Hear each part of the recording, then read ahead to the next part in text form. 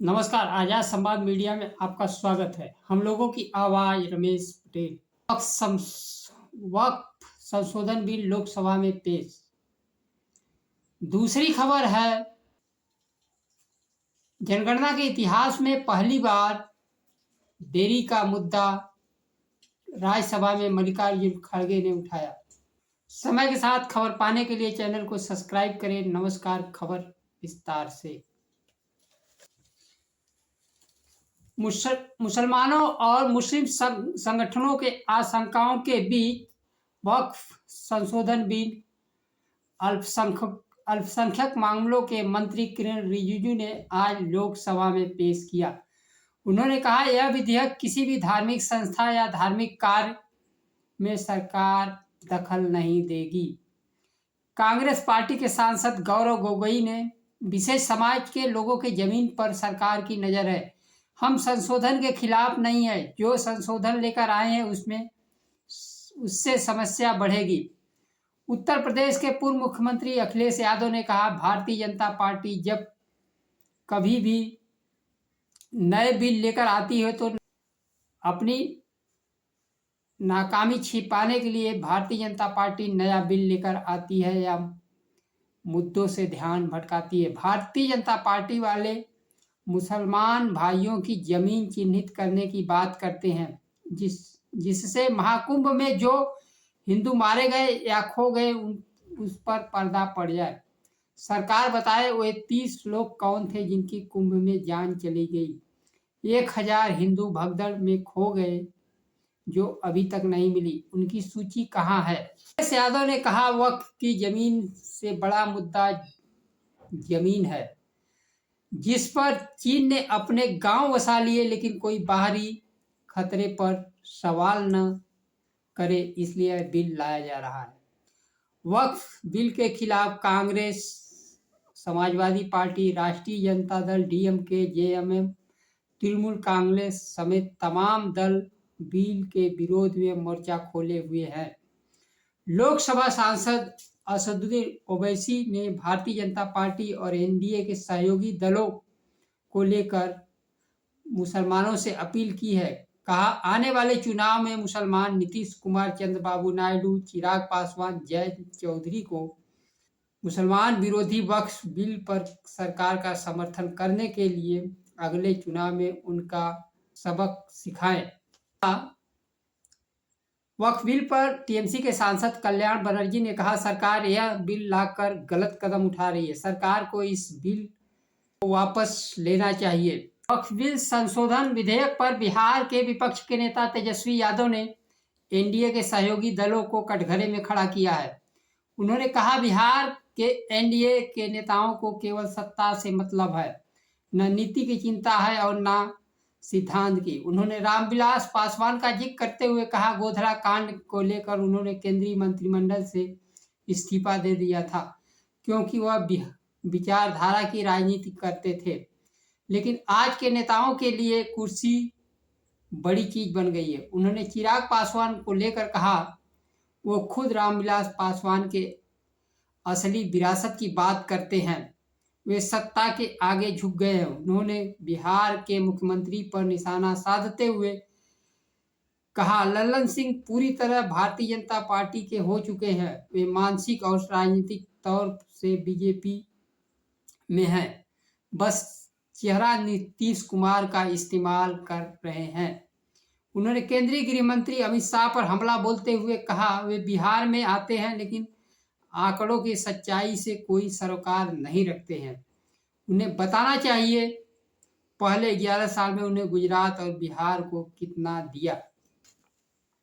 वे जब वंशवाद की बात करते हैं तो चिराग पासवान, जीतन राम मांझी के परिवार पर बात क्यों नहीं करते। वहीं वक्फ संशोधन बिल के समर्थन में बिहार एनडीए दल एकजुट हैं। मुख्यमंत्री नीतीश कुमार, केंद्रीय मंत्री चिराग पासवान, जीतन राम मांझी ने वक्फ बिल संशोधन के मुद्दे पर केंद्र की मोदी सरकार को अपना समर्थन दिया है। बिहार विधानसभा चुनाव इस वर्ष होने हैं, जिससे राजनीति की दशा दिशा तय करेगा कि अगले 20 वर्ष देश की राजनीति किस करवट लेगी। बिहार की राजनीति से तय हो जाएगा। नीतीश कुमार चंद्रबाबू नायडू जिस प्रकार से मुसलमानों के पक्ष में बोलते रहे हैं और वक्फ संशोधन बिल के खिलाफ की भी बात करते रहे हैं, लेकिन संसद में पेश होने की तिथि आते आते ये लोग झुक गए। चाहे चिराग पासवान हो, नीतीश कुमार हो, चंद्रबाबू नायडू हो, जयंत चौधरी हो, ये अपनी राजनीतिक स्वतंत्रता को खत्म कर सांप्रदायिक राजनीति की तरफ झुक गए। जनता पार्टी की अब तक चाहे जितने भी दल समर्थन करते रहे हों, चाहे मायावती रही हों, नवीन पटनायक, केसीआर, जगन मोहन रेड्डी और शिवसेना, अकाली दल, सभी पार्टियों को भारतीय जनता पार्टी ने लगभग खत्म कर दिया है। अब इस बार सरकार की समर्थन लेते हुए भी चंद्रबाबू नायडू, नीतीश कुमार, जयंत चौधरी और चिराग पासवान की राजनीति पर प्रश्न चिन्ह लग गया है। भारतीय जनता पार्टी तो राजनीति अपनी कर लेगी, लेकिन ये दल चाहे चिराग पासवान हो, चंद्रबाबू नायडू हो, नीतीश कुमार हो, ये नहीं कर पाएंगे। इनका मजबूत वोट का आधार सामाजिक न्याय की धारा रही है, जिसमें दलित, पिछड़े, अल्पसंख्यक मुस्लिमों का सहयोग इन्हें मिलता रहा है। लड़ाई राजनीति में बने रहने के लिए इन्हें नहीं चाहिए। आज भारतीय जनता पार्टी जो मुख्य रूप से यह बिल लाई है, अमेरिकी राष्ट्रपति डोनाल्ड ट्रंप ने आज भारत पर टैरिफ लगाने वाले हैं, जिसमें भारत को कई लाख करोड़ का चपत लगने वाला है। उससे ध्यान भटकाने के लिए देश को धार्मिक मुद्दे में झोंक दिया जा रहा है। मुसलमानों का भला करना था तो उनके शिक्षा का बजट बढ़ाना चाहिए, शिक्षा, नौकरी देना चाहिए। वहीं पिछड़े वर्ग में दलित और पिछड़े, हिंदुओं में दलित, पिछड़े और आदिवासियों को शिक्षा, रोजगार देने की तरफ बढ़ना चाहिए। मुसलमान के गरीब मुसलमानों का भला होगा के लिए जातिगत जनगणना कराएं, जिसकी जितनी संख्या भारी उसको उतनी हिस्सेदारी देश के संस्थान और संसाधनों में दें। वर्तमान एनडीए के प्रमुख सहयोगी नीतीश कुमार, चंद्रबाबू नायडू, चिराग पासवान, जयंत चौधरी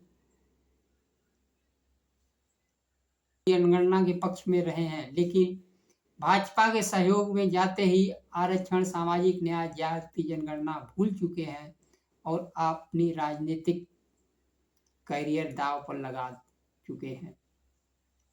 दूसरी खबर है, कांग्रेस पार्टी के अध्यक्ष और राज्यसभा सांसद मल्लिकार्जुन खड़गे ने राज्यसभा में कहा मोदी सरकार जनगणना पर चुप्पी साधे हुए है। उन्होंने कहा विश्व युद्ध रहे हो चाहे भारत पाकिस्तान के युद्ध के दौरान भी जनगणना का कार्य नहीं रुका था और जनगणना को पूरा किया गया था, लेकिन आज जनगणना में विलंब हो रहा है। जनगणना 2021 में हो जाना चाहिए। उन्होंने राज्यसभा को बताया कोरोना महामारी के बावजूद दुनिया के 81% देश जनगणना का कार्य पूरा कर चुके हैं, लेकिन भारत में रिकॉर्ड देरी हुई है। मल्लिकार्जुन खड़गे ने कहा हमारे देश में हर 10 वर्ष में होने वाली जनगणना पहली बार 1881 में शुरू की गई थी। उन्होंने कहा तमाम विपरीत परिस्थितियों के बावजूद जनगणना का काम जारी रहा। जनगणना के काम में महत्वपूर्ण वर्ष 1931 है, जब जनगणना 26 जनवरी 1931 को शुरू हुई थी। यह जनगणना साल भर चली थी और इसी जनगणना के दौरान जातिगत जनगणना भी हुई थी। उस समय अंग्रेजों का शासन था। किसी राष्ट्र की जनगणना उसका आईना होता है, उस राष्ट्र का महत्वपूर्ण परीक्षण होता है। जनगणना के काम में बड़ी संख्या में लोग लगते हैं। यह बहुत महत्व का काम है। जनगणना के माध्यम से काफी महत्वपूर्ण आंकड़े जुटाए जाते हैं। इसके जरिए रोजगार के आंकड़े, परिवार की स्थिति, आर्थिक आंकड़े समेत कई महत्वपूर्ण सामाजिक आंकड़ों को जुटाया जाता है। खड़गे ने कहा दूसरे विश्व युद्ध के दौरान भी जनगणना हुई थी। इसके साथ ही उन्होंने कहा 1971-72 में भारत पाक युद्ध के दौरान भी जनगणना का काम नहीं रुका था। खड़गे ने कहा यह बड़े दुख की बात है कि इतिहास में पहली बार सरकार ने जनगणना कराने में रिकॉर्ड देरी की। यदि सरकार चाहे तो जनगणना के साथ जातिगत जनगणना संभव है। खड़गे ने कहा आप SC/ST के डाटा एकत्र करते हैं, इसके साथ ही अन्य जाति की डाटा एकत्र किए जा सकते हैं, लेकिन जातिगत जनगणना पर सरकार मौन है। हिंदुओं के गरीब वर्ग के जातिगत जनगणना पर सरकार मौन है और मुसलमानों को वक्फ बिल के माध्यम से गरीब वर्ग को लाभ देने जा रही है। पिछड़े वर्ग का आरक्षण, मंडल आयोग का आरक्षण जो लागू हुआ है वह 1931 में अंग्रेज सरकार द्वारा कराए गए जातिगत जनगणना के आधार पर दिया जाता है। लोकसभा में विपक्ष के नेता राहुल गांधी जाति जनगणना को समाज का एक्सरे और MRI बताते हैं। कुछ राज्य बिहार, तेलंगाना जाति जनगणना करा चुके हैं। बिहार ने जाति जनगणना के बाद आरक्षण की सीमा 50% से तोड़कर पिछड़े वर्गों का 65% कर दिया, लेकिन अभी यह आरक्षण इस वर्गों को नहीं मिल पाया है, कोर्ट में लंबित है। अभी तेलंगाना में कागजी प्रक्रिया चल रही है। तेलंगाना में पिछड़े वर्ग का 23% आरक्षण बढ़ाकर 42% कर दिया गया है। देश के सुप्रीम कोर्ट ने आरक्षण की सीमा 50% से अधिक नहीं करने का फैसला दिया था, लेकिन यह सीमा उस दिन टूट गया जब सुप्रीम कोर्ट ने आर्थिक आधार पर 10% इकोनॉमिक वीकर सेक्शन के लिए आरक्षण पर मोहर लगाई। तब आरक्षण की सीमा 50% टूट गई।